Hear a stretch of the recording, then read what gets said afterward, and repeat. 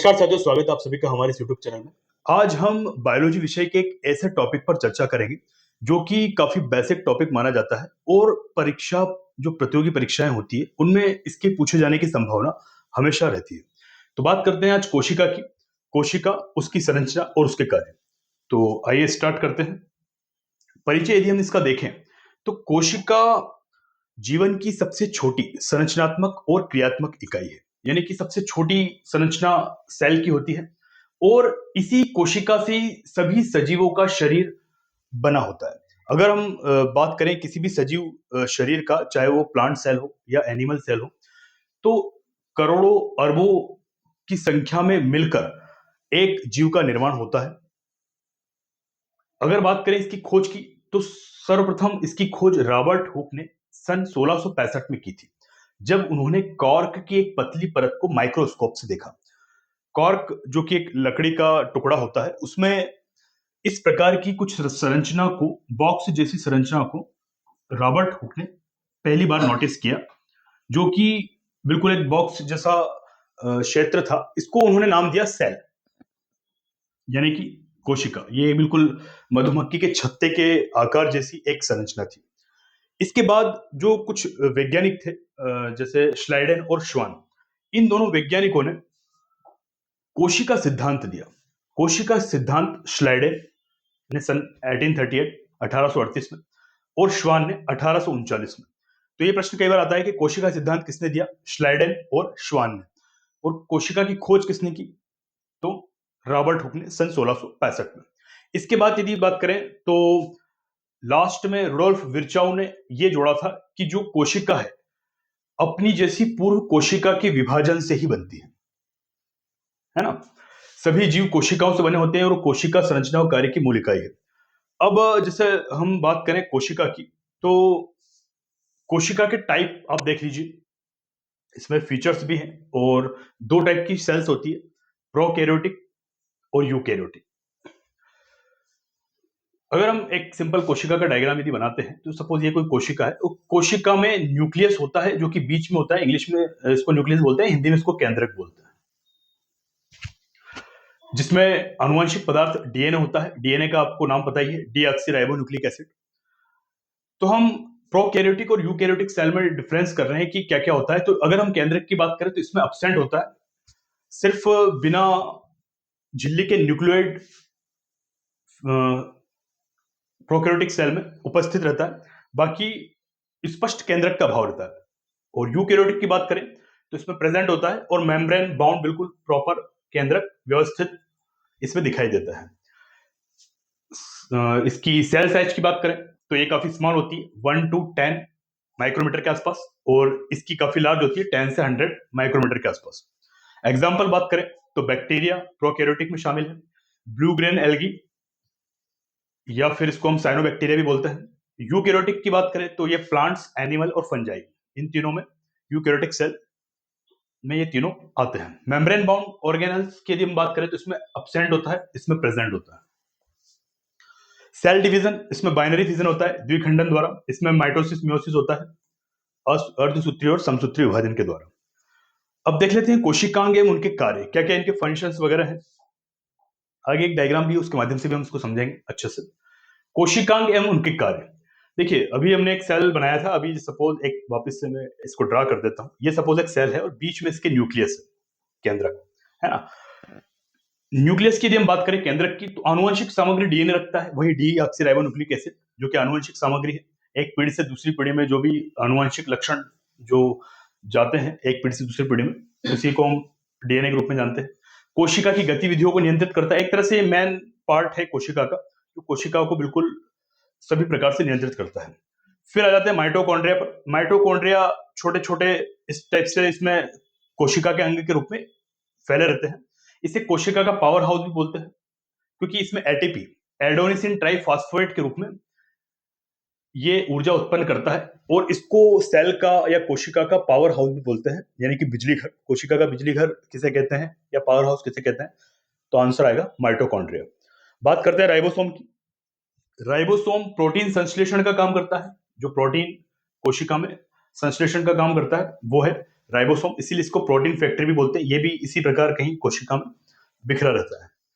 बात करते हैं इसके आगे वाले अंग की, अंतर्द्रव्यी जालिका।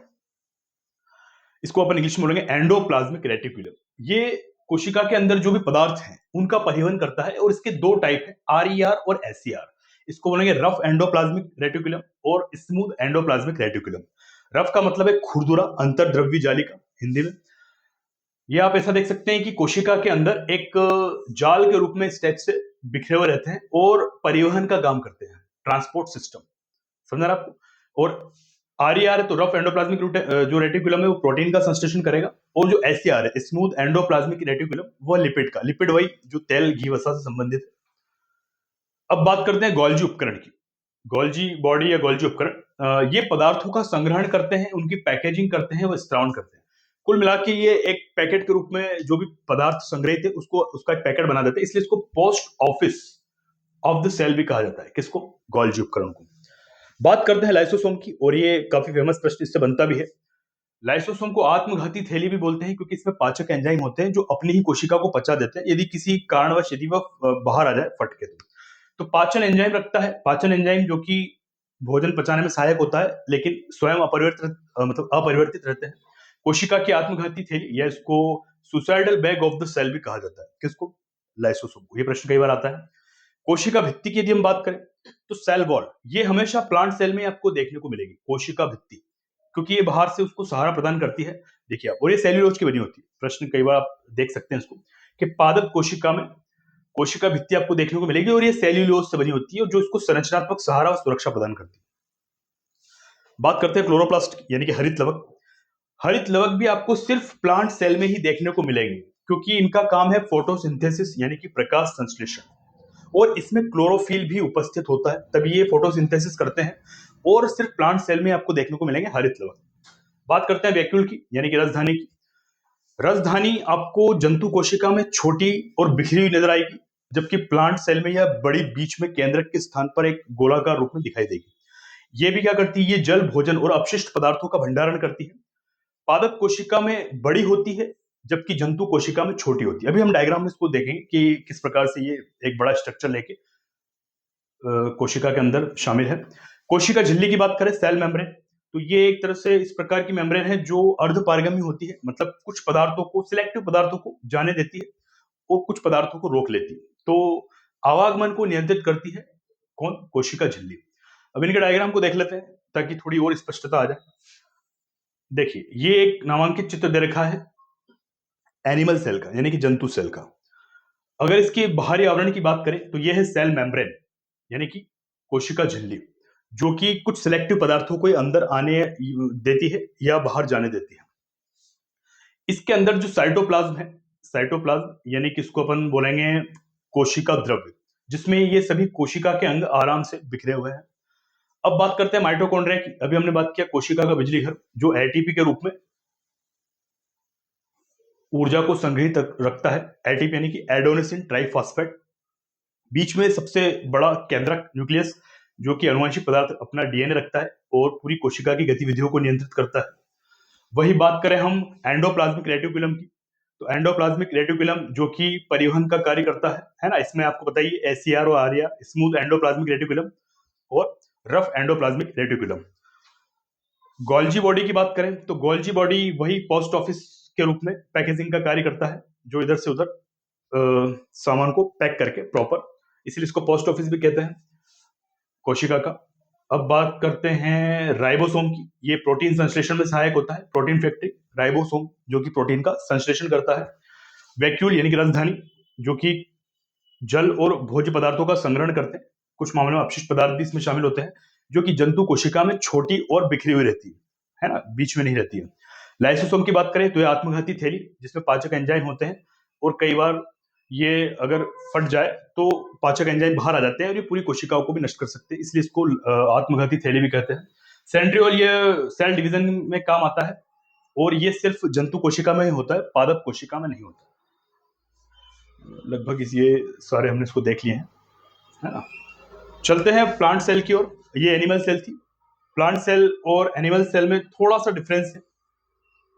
देखिए, ये प्लांट सेल इस टाइप की है, आयताकार, वैक्यूल यानी कि जो रसधानी है वो बिल्कुल बीच में है और बड़े रूप में है। न्यूक्लियस से थोड़ा बिल्कुल साइड में चला गया है केंद्रक। इसमें भी आपको ध्यान रखना है कि सबसे पहले सेल वॉल होती है, जो कि अभी अपन ने देखी, जो कि सेल्यूलोज की बनी होती है, जो कि इसको यांत्रिक सहारा बाहर से कठोरता और सुरक्षा प्रदान करती है। फिर इसके अंदर सेल मेम्ब्रेन होती है, वही अर्ध पारगम्य झिल्ली जो कुछ पदार्थों को आने जाने देगी, सिलेक्टिव पदार्थों को। न्यूक्लियस केंद्रक जो कि डीएनए आनुवंशिक पदार्थ रखता है और पूरी कोशिका को नियंत्रित भी करता है। फिर यही बात करें राइबोसोम, वही वाली चीज आ गई वापस से, प्रोटीन संश्लेषण का कार्य करेगा ये भी इसमें। हाँ, जो प्लांट सेल है उसमें क्लोरोप्लास्ट होता है और एनिमल सेल में क्लोरोप्लास्ट नहीं होता है। क्लोरोप्लास्ट होगा तभी वह फोटोसिंथेसिस करेगा और अपने लिए भोजन बना पाएगा। कौन? Plant cell. माइटोकॉन्ड्रिया इसमें भी होता है, जो कि एनर्जी प्रोड्यूस करता है, कोशिका का पावर हाउस एटीपी के रूप में। क्लोरोप्लास्ट, ये सब ग्रीन कलर के क्लोरोप्लास्ट बिखरे हुए हैं। तो ये था गोल्जी पार्ट्स, वही जो कि पैकेजिंग का कार्य करता है, गोल्जी बॉडी पोस्ट ऑफिस के रूप में। तो ये थी एक पादप कोशिका। अब इसमें हम डिफरेंस देख लेते हैं, आगे चलते हैं। जंतुर पादप कोशिका में डिफरेंस की यदि बात करें तो सेल वॉल जो कि प्लांट सेल में प्रेजेंट होती है, एनिमल सेल में एब्सेंट होती है।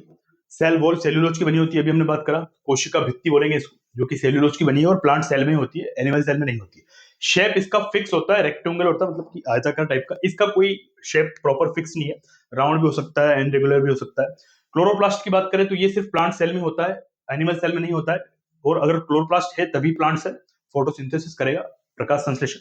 वैक्यूल्स इसमें बहुत बड़ा होता है, सिंगल होता है और बीच में होता है। यहाँ पर जो राजधानी है स्मॉल होता है और बहुत सारी होती है और बिल्कुल बिखरी होती है साइड में।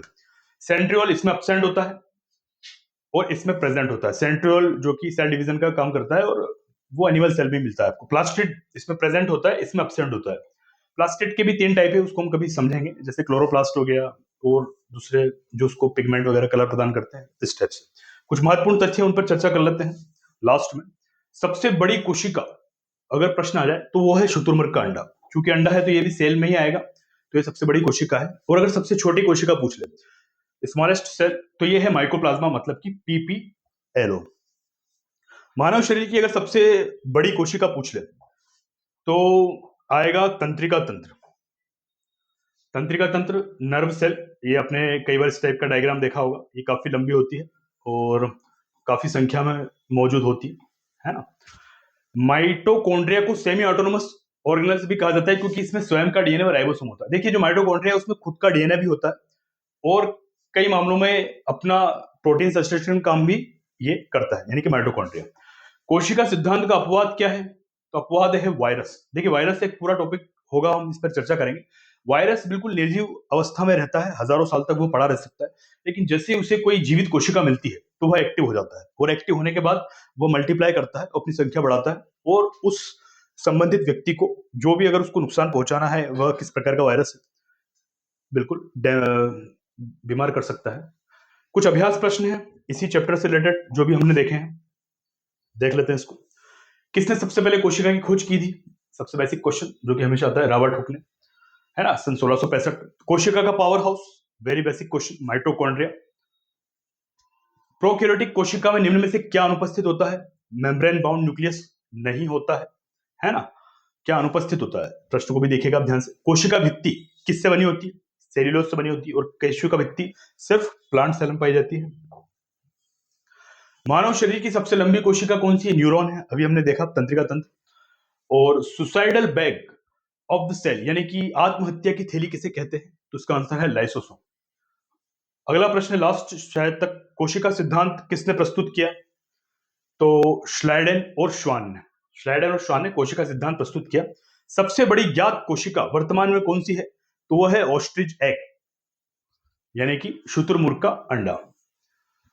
तो आज की कक्षा में इतना ही, मिलते हैं अगली कक्षा में, तब तक के लिए धन्यवाद। Thank you so much.